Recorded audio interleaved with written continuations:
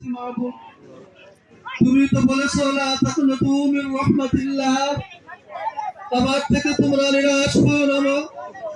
রব্বুল আলামিন, আমরা তোমার থেকে নিরাশ হই নাই। তোমার উপর 100 ভাগ বিশ্বাস রেখে তোমার কাছেই প্রার্থনা করি, তোমার কাছেই চাই, তুমি আমাদেরকে মাফ করে দাও মাহবুব।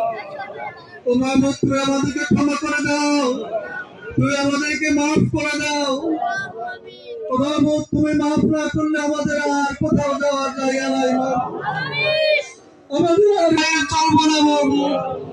তুমি আমাদেরকে মাফ করে দাও, আমাদেরকে মাফ করে দিয়ে তোমার রহমতের পানি দিয়ে আল্লাহ তোমার পৃথিবীর জমিনকে তুমি সিক্ত করে দাও।